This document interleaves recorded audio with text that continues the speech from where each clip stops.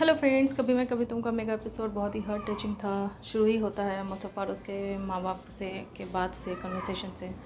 मुस्तफ़ा पहली बार अपने पेरेंट्स से अपने दिल की बात बोल रहा है, अपने पॉइंट्स रख रहा है। उसके माँ बाप भी शर्मिंदा हैं, माफ़ी मांग रहे हैं और अपनी बात कह रहे हैं। वो लोग भी एक्सेप्ट कर रहे हैं कि हाँ, उन्होंने मुस्तफ़ा के साथ ज़्यादतियाँ की हैं। और ये बहुत ही इज़्ज़त के साथ वो अपने माँ बाप से शिकवा कर रहा है, कंप्लेन कर रहा है कि उसकी वजह, इस सारी सिचुएशन की वजह से उसने शर्जीना को खो दिया, उसको इज़्ज़त नहीं दिलवा पाया, बच्चे को खो दिए। माँ बाप भी बहुत ही ज़्यादा शर्मिंदा हैं। उन्होंने फिर जा कर के शर्जीना से माफ़ी मांगी है। शर्जीना को भी अपनी ज़्यादतियों का इजाला करने का मौका बोला है कि माफ़ कर दो, लेकिन शर्जीना ने तो उनको ईज़िली माफ़ कर दिया, लेकिन फिर उनके साथ वो घर पे नहीं आई।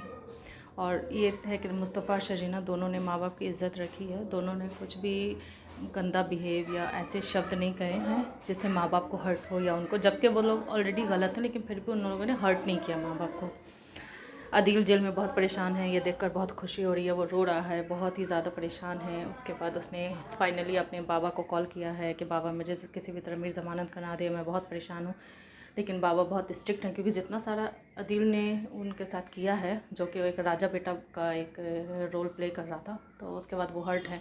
वो बोले नहीं, मेरा रिश्ता ख़त्म हो गया, तुमसे कोई नाता नहीं है, और तुम्हारी हिम्मत कैसे हुई करके उसने उनको डांट वाट कर उसको फ़ोन रख दिया। लेकिन माँ तो माँ ही होती है, वो भी हर्ट है, लेकिन वो चाहती हैं कि बस ठीक है, वो उसका ज़मानत हो जाए, फिर वो कोई रिश्ता नहीं रखेंगी, बस वो जेल से निकल जाए। वो मुस्तफ़ा से रिक्वेस्ट करती हैं। मुस्तफ़ा माँ की बात मान लेता है, माँ की वजह से वो जाता है उसको निकालने के लिए।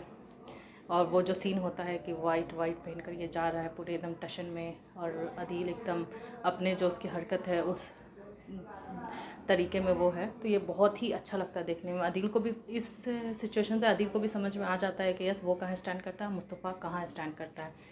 तो ये सीन भी ज़रूरी था। दोनों भाई की एक्टिंग भी बहुत अच्छी है। उसके बाद आदिल से माफ़ी मांगता है, उसके साथ कंटिन्यू करना चाहता है, लेकिन वो कार में बैठने से मना को बोलता है, माँ की वजह से मैंने तुमको किया, तुम हम लोग को बख्श दो, और माँ बाप भी तुम्हारी शक्ल नहीं देखना चाहते हैं। और फाइनली शर्जीना और मुस्तफ़ा की बात होती है, वो उसका फ़ोन रिसीव करती है, वो लोग पुराने घर में जाते हैं।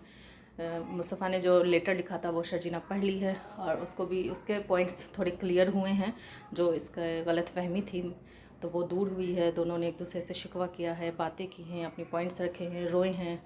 फिर भी मुस्तफ़ा को ये लग रहा है कि सब कुछ मैंने शर्जीना की इज़्ज़त के लिए किया, उसके आराम के लिए किया, और मैंने उसको ही खो दिया। तो फिर शर्जीना ने उसे बोला, ऐसा कुछ नहीं है, किसने बोला कि तुमने मुझे खो दिया। फिर दोनों एक दूसरे को हक करते हैं, और फिर इनकी एक हैप्पी एंडिंग होती है, जो कि बहुत अच्छा लगा। हैप्पी एंडिंग हुई और दोनों की एक्टिंग बहुत लाजवाब है, सब चीज़ अच्छा है। तो परफेक्ट एंडिंग है। दोनों के कन्वर्सेशन, बातचीत बहुत अच्छे हैं, बहुत ही डीप हैं, हार्ट टचिंग हैं। बस थोड़ा रुबाब का थोड़ी दिखा देता कि परेशानी हुई, उसने भी सफ़र किया तो मज़ा ही आ जाता। ये थोड़ा सा लगा मुझे कि हाँ, रुबाब को भी परेशान दिखाना चाहिए।